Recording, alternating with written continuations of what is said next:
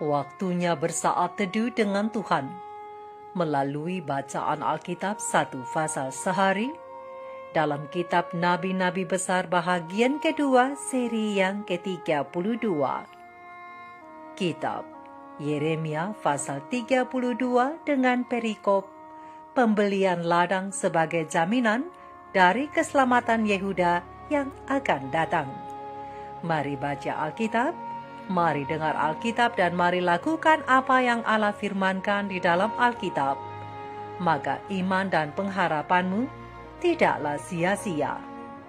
Tuhan Yesus Allah Putra, Alfa dan Omega memberkati, dan Allah Roh Kudus akan menuntun untuk memahami. Salam kasih dan doa dari Rumah Produksi Endang Silitonga Tanjung Bible Audio Ministry. Mari memulainya dengan doa dalam hati.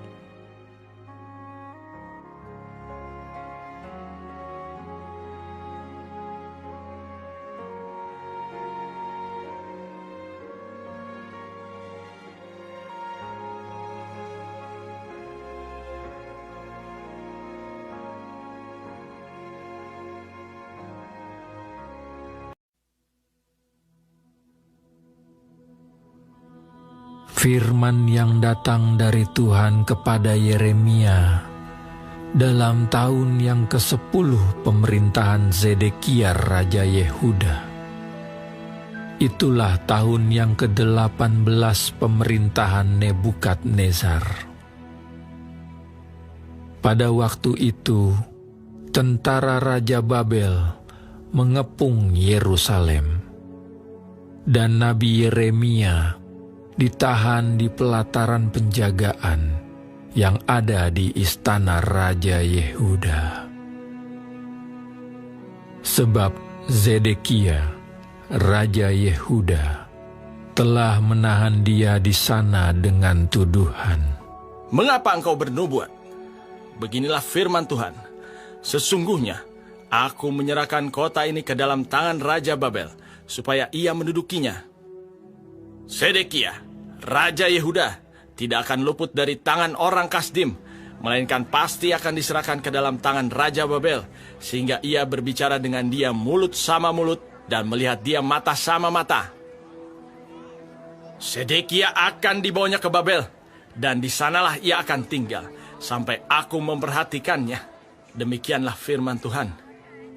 Apabila kamu berperang melawan orang Kasdim itu, kamu tidak akan beruntung. Berkatalah Yeremia, firman Tuhan datang kepadaku. Bunyinya, sesungguhnya Hanameel, anak Salum pamanmu, akan datang kepadamu dengan usul. Belilah ladangku yang di Anatot itu, sebab engkaulah yang mempunyai hak tebus untuk membelinya. Kemudian, sesuai dengan firman Tuhan, datanglah Hanameel, anak pamanku, kepadaku di pelataran penjagaan, dan mengusulkan kepadaku, belilah ladangku yang di Anatot di daerah Benyamin itu, sebab engkaulah yang mempunyai hak milik dan hak tebus. Belilah itu.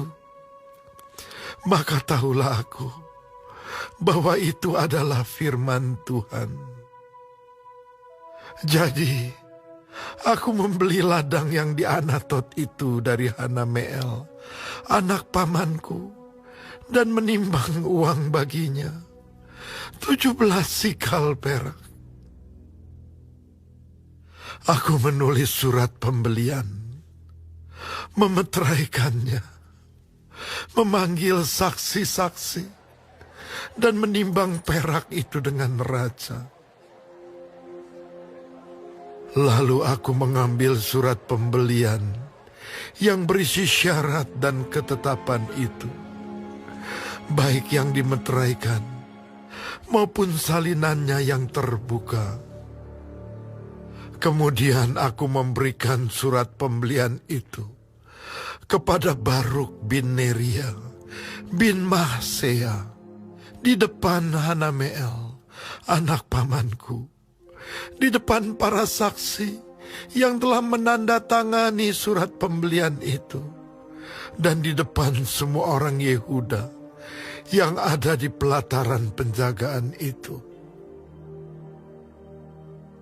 Di depan mereka, aku memerintahkan kepada Baruk, kataku, beginilah firman Tuhan semesta alam, Allah Israel.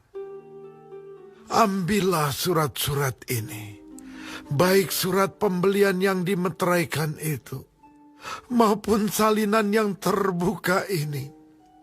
Taruhlah semuanya itu dalam bejana tanah, supaya dapat tahan lama.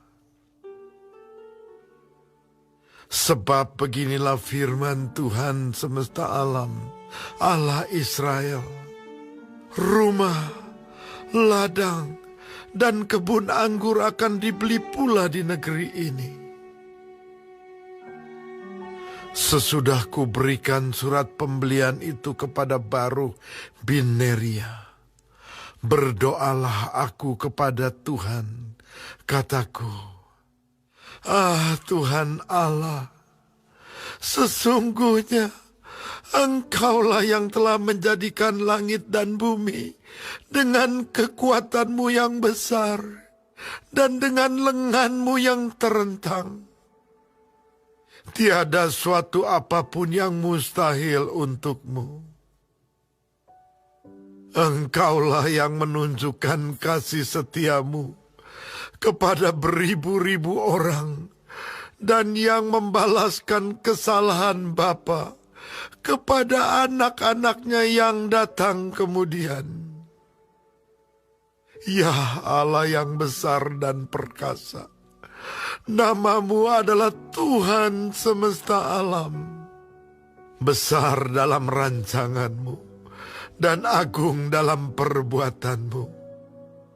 Matamu terbuka terhadap segala tingkah langkah anak-anak manusia, dengan mengganjar setiap orang sesuai dengan tingkah langkahnya dan sesuai dengan buah perbuatannya. Engkau yang memperlihatkan tanda-tanda dan mujizat-mujizat di tanah Mesir, sampai kepada waktu ini kepada Israel dan kepada umat manusia, sehingga engkau membuat nama bagimu seperti yang ternyata pada waktu ini. Engkau telah membawa umatmu Israel keluar dari tanah Mesir dengan tanda-tanda dan mujizat-mujizat, dengan tangan yang kuat dan lengan yang teracung, dan dengan kedahsyatan yang besar. Dan engkau telah memberikan kepada mereka negeri ini, seperti yang telah kau janjikan dengan sumpah kepada nenek moyang mereka, untuk memberikannya kepada mereka.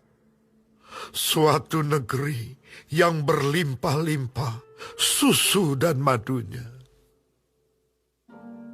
Kemudian mereka memasuki dan mendudukinya, tetapi mereka tidak mendengarkan suaramu dan tidak berkelakuan menurut Tauratmu. Mereka tidak melakukan segala apa yang kau perintahkan kepada mereka untuk dilakukan. Sebab itu engkau melimpahkan kepada mereka segala malapetaka ini. Sesungguhnya tembok-tembok pengepungan yang dipakai untuk merebut kota telah sampai mendekatinya. Oleh karena pedang, kelaparan, dan penyakit sampar, maka kota itu telah diserahkan kepada orang-orang Kasdim yang memeranginya. Maka apa yang kau firmankan itu telah terjadi. Sungguh, Engkau sendiri melihatnya. Namun Engkau, ya Tuhan Allah, telah berfirman kepadaku, belilah ladang itu dengan perak dan panggillah saksi-saksi. Padahal kota itu telah diserahkan ke dalam tangan orang-orang Kasdim. Firman Tuhan datang kepada Yeremia. Bunyinya, sesungguhnya akulah Tuhan, Allah segala makhluk. Adakah sesuatu apapun yang mustahil untukku? Sebab itu beginilah firman Tuhan. Sesungguhnya aku berikan kota ini ke dalam tangan orang-orang Kasdim dan ke dalam tangan Nebukadnezar, Raja Babel, dan ia akan merebutnya. Orang-orang Kasdim yang memerangi kota ini akan datang membakarnya dan menghanguskannya, serta dengan rumah-rumah yang di atas sotohnya orang membakar korban kepada Baal dan mempersembahkan korban curahan kepada Allah lain untuk menimbulkan sakit hatiku. Sebab orang Israel dan orang Yehuda hanyalah melakukan yang jahat di mataku sejak masa mudanya. Sungguh, orang Israel hanya menimbulkan sakit hatiku dengan perbuatan tangan mereka.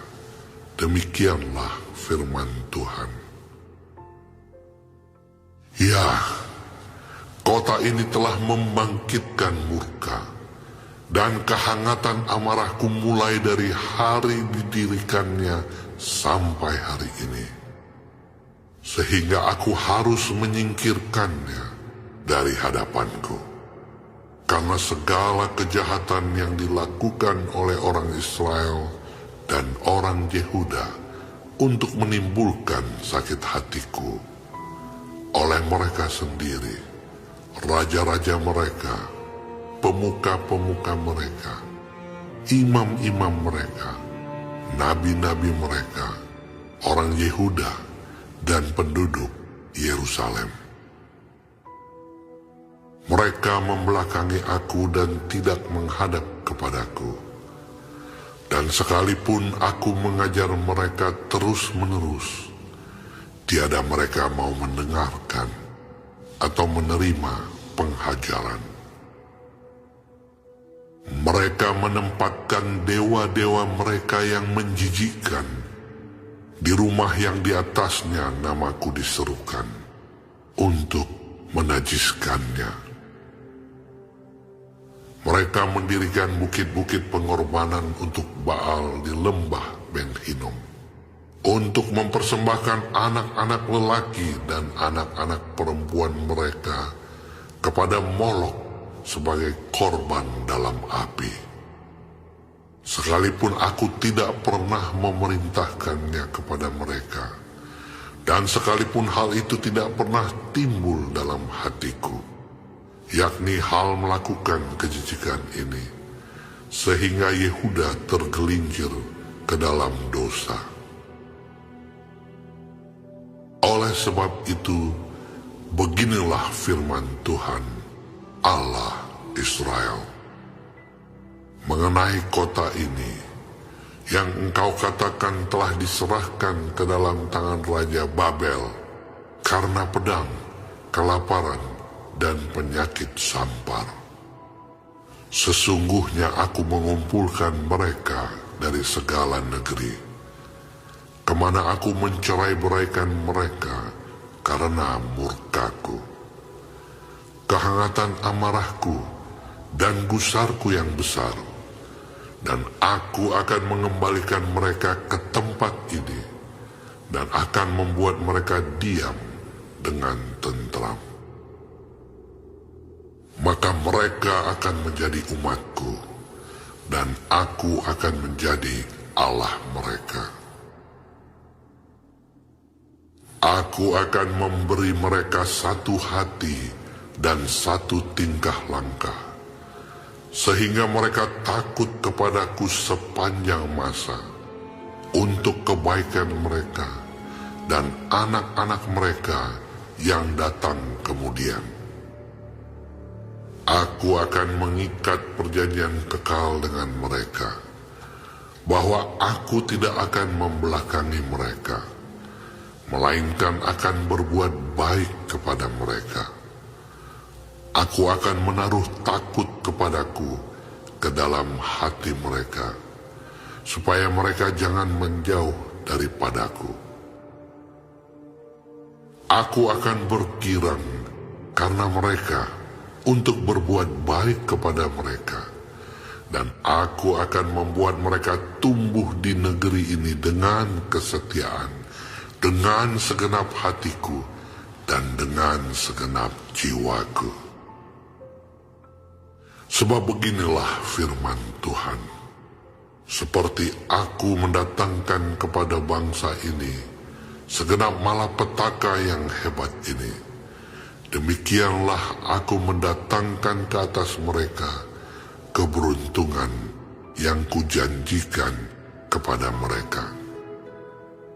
Orang akan membeli ladang lagi di negeri ini yang kamu katakan, itu adalah tempat tandus tanpa manusia dan hewan. Itu telah diserahkan ke dalam tangan orang-orang Kasdim. Orang akan membeli ladang-ladang dengan perak, menulis surat pembelian, memeteraikannya, dan memanggil saksi-saksi di daerah Benyamin, di sekitar Yerusalem, di kota-kota Yehuda, di kota-kota pegunungan, di kota-kota daerah bukit, dan di kota-kota tanah Negeb. Sebab aku akan memulihkan keadaan mereka. Kita telah menyelesaikan bacaan Alkitab 1 pasal sehari dalam kitab Yeremia pasal yang ke-32. Sedikit perenungan melalui pasal ini tentang pembelian ladang sebagai jaminan keselamatan di masa yang akan datang dengan ayat panduan perenungan. Terang besar Alkitab Yeremia 32 ayat 27 dengan bunyi nas. Sesungguhnya akulah Tuhan Allah segala makhluk. Adakah sesuatu apapun yang mustahil untukku? Sahabat-sahabat firman, sahabat sorgawi yang dikasihi oleh Tuhan di mana saja berada. Yeremia pasal yang ke-32 ini berisikan pembelian sebuah ladang oleh Yeremia berdasarkan ayat yang pertama sampai ayat yang ke-15. Kemudian ada doa dari Nabi Yeremia berdasarkan ayat yang ke-16 sampai ayat yang ke-27. Dan pernyataan Tuhan yang menyatakan bahwa ia akan menyerahkan umat-umatnya ke dalam tangan musuh mereka. Namun di saat yang sama, Tuhan berjanji untuk memulihkan mereka, berdasarkan ayat yang ke-28 sampai ayat yang ke-44.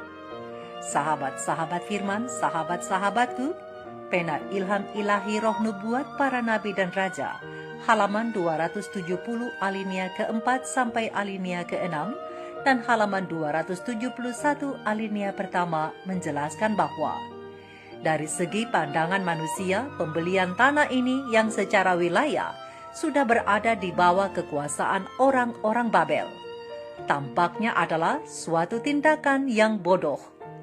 Lagi pula, Nabi Yeremia sendiri telah menubuatkan tentang kebinasaan Yerusalem, kehancuran Yehuda, dan kebinasaan tuntas kerajaan itu. Yeremia telah lama menubuatkan tentang penawanan yang jauh ke negeri Babel. Sudah bertahun-tahun lamanya, namun ia tidak pernah mengharapkan untuk menerima keuntungan pribadi dari tanah yang telah dibelinya itu. Akan tetapi, penyelidikannya tentang nubuat-nubuat yang tertulis dalam kitab suci telah menciptakan suatu keyakinan yang teguh dalam hatinya bahwa Tuhan bermaksud memulihkan kepada anak-anak yang ditawan itu milik mereka yang sudah lama, yakni tanah perjanjian. Dengan mata iman, Yeremia melihat orang-orang yang ditawan itu kembali pada akhir tahun-tahun kesukaran dan menduduki kembali tanah leluhur mereka. Jadi, dengan membeli tanah di Anatot, ia telah melakukan apa yang dapat dilakukannya untuk mengilhami orang-orang lain dengan pengharapan yang mendatangkan begitu banyak penghiburan dalam hatinya sendiri. Setelah ia menandatangani surat pembelian itu dan memeriksa tanda tangan para saksi, Yeremia menyuruh Baruk, sekretarisnya, untuk mengambil surat-surat, baik surat pembelian yang dimeteraikan maupun salinan yang terbuka. Taruhlah semuanya itu, kata Yeremia, dalam bejana tanah, supaya dapat tahan lama. Sebab beginilah firman Tuhan semesta alam, Allah Israel. Rumah, ladang, dan kebun anggur akan dibeli pula di negeri ini. Terang besar Alkitab Yeremia 32 ayat 14 dan ayat yang ke-15. Begitu mengecewakan kelihatannya bagi Yehuda pada waktu itu mengenai pembelian yang luar biasa ini. Sehingga dengan segera setelah menyempurnakan uraian pembelian itu dan mengatur penyimpanan catatan tertulis itu, maka walaupun iman Yeremia sebelumnya tidak goyah, tapi pada saat itu ia benar-benar diuji dengan berat. Adakah ia dalam usahanya membangkitkan semangat Yehuda bertindak gegabah? Dalam kerinduannya untuk membangun keyakinan terhadap janji-janji firman Allah, adakah ia meletakkan dasar pengharapan palsu? Mereka yang sudah memasuki hubungan perjanjian dengan Allah sudah sejak lama meremehkan jaminan yang dibuat demi keselamatan mereka. Jadi dapatkah perjanjian-perjanjian kepada bangsa yang terpilih itu digenapi dengan sepenuhnya? Dengan jiwa yang lesu tertunduk karena merasa susah atas penderitaan mereka yang tidak mau bertobat dari dosa mereka itu, maka Nabi Yeremia memohon kepada Allah penerangan yang lebih jauh sehubungan dengan rencana ilahi bagi umat manusia. Sahabat-sahabat firman, sahabat sorgawi, Yeremia yang berada di penjara kala itu dikarenakan nubuatannya membeli sebuah ladang. Ini menandakan bahwa meskipun Yerusalem dikepung dan keseluruhan dari negeri itu kemungkinan besar akan hancur, namun waktunya akan tiba bahwa rumah, ladang, dan kebun anggur akan sangat diperlukan. Urusan pembelian ini mempertaruhkan profesi Yeremia sebagai nabi. Dapatkah ia dipercaya sebagaimana nubuat-nubuat yang disampaikannya kepada orang banyak? Aplikasinya kepada kita adalah, bila membeli sebidang tanah untuk pelayanan pekerjaan Tuhan, maka adalah baik untuk mengatur urusan yang melibatkan dunia ini dengan iman. Apalagi urusan ini dilakukan dengan beberapa orang atau banyak orang. Biarlah bersama-sama mau bergantung pada pemeliharaan dan janji Tuhan. Dan jangan lupa, lengkapilah surat-surat atau bukti-bukti pembelian lainnya yang sesuai dan yang benar. Kemudian sertakan dengan meterai yang dibubuhi cap dan tanda tangan. Buat beberapa salinan untuk dijadikan arsip. Setelah itu hadapkan kepada jemaat untuk disaksikan supaya ke depannya baik dan tidak ada saling curiga bahwa ada yang mengambil keuntungan dari pembelian itu, berdasarkan terang besar Alkitab Yeremia 32 ayat 1-15. Perasaan ini menghinggapi Yeremia, apalagi umat-umat Tuhan itu tetap tidak mau bertobat. Dengan jiwa yang tertekan, ia berdoa sambil memuji Allah, mengharapkan pencerahan dari Yang Maha Kuasa. Dalam kesedihannya, Yeremia memuji Tuhan dan kesempurnaannya yang tidak terbatas itu. Biarlah ini juga menjadi bahagian kita, bahwa kapanpun kita bingung tentang cara Tuhan memperlakukan kita, tetapi ada baiknya kita melihat pada prinsip awal bahwa Tuhan adalah sumber dari segalanya, Allah dari segala makhluk. Jadi apapun yang terjadi, bila bersamanya tidak ada kesulitan yang tidak dapat diatasi. Karena Dia adalah Tuhan yang penuh belas kasihan, dan bahwa Dia adalah Allah yang adil dan berprinsip, dan bahwa Ia akan mengarahkan segala hal untuk yang terbaik.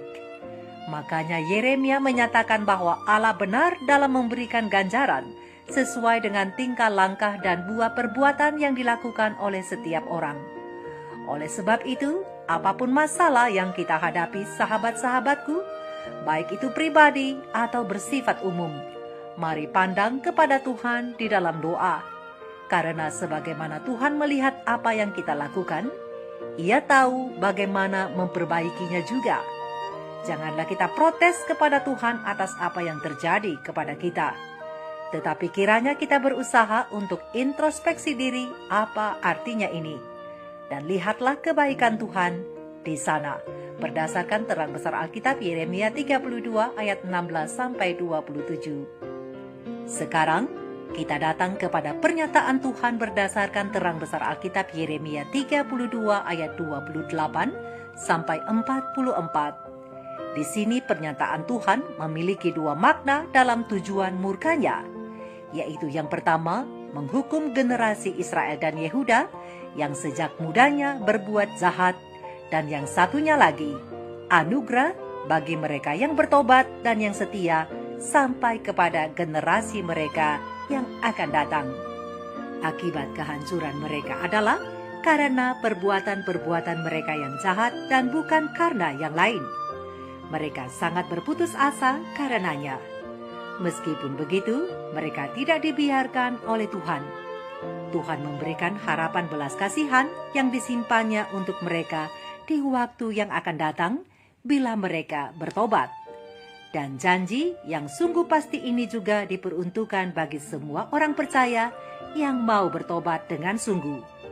Tuhan akan menjadi milik umatnya, dan mereka atau kita semua adalah milik Tuhan. Tuhan akan memberi kepada umatnya hati untuk takut kepadanya. Itulah orang Kristen sejati. Dunia adalah kesia-siaan dan hal-hal yang kekal adalah penting. Semua yang dicintai oleh Tuhan akan dikasihinya sampai akhir. Untuk itu, kita tidak mempunyai alasan untuk tidak mempercayai kesetiaan dan keteguhan janji Tuhan, kecuali hati kita sendiri yang menyangkalinya. Sebab seperti janji Tuhan bahwa Ia akan menempatkan umat-umatnya lagi kembali ke negeri mereka, janji-janji ini pasti akan ditepatinya. Pembelian sebuah ladang yang dilakukan oleh Yeremia adalah jaminan dari banyak pembelian lainnya yang harus dilakukan setelah lewat masa penawanan. Dan itu hanyalah merupakan sedikit gambaran tentang harta kekal di Kanaan Semawi, yang disimpan untuk semua orang yang memiliki rasa takut akan Tuhan di dalam hati mereka dan tidak meninggalkan Dia. Sahabat-sahabatku, sahabat-sahabat firman, marilah kita bertobat dari berbagai kesalahan yang mendukakan hati Tuhan, dan tetaplah bertahan di bawah ujian iman. Biarlah semua yang tengah kita hadapi meyakinkan kita akan semua kebaikan yang telah Tuhan janjikan dan persiapkan kepada semua umat-umatnya yang setia dan yang terus belajar menghidupkan suatu pola hidup yang berkenan kepadanya. Mari kita renungkan ini bersama. Tuhan Yesus memberkati kita semua. Maranatha. Shalom.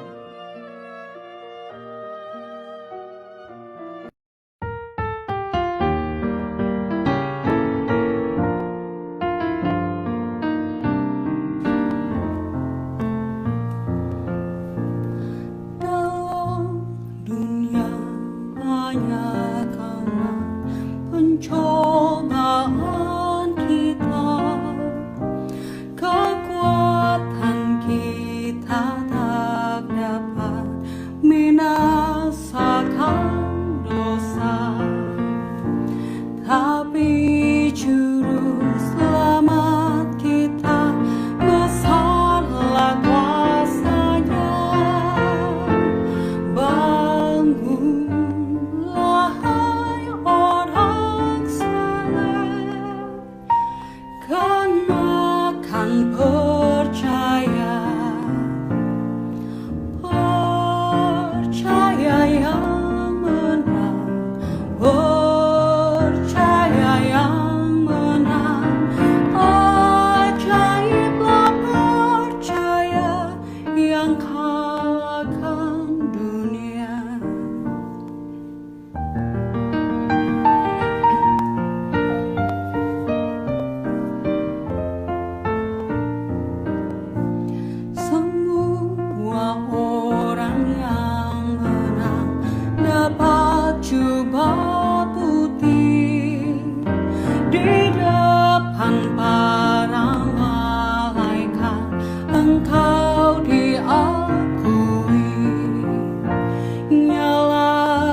kuatkanlah percayamu dan beranikan hati. Berharaplah pada Tuhan, baginya puji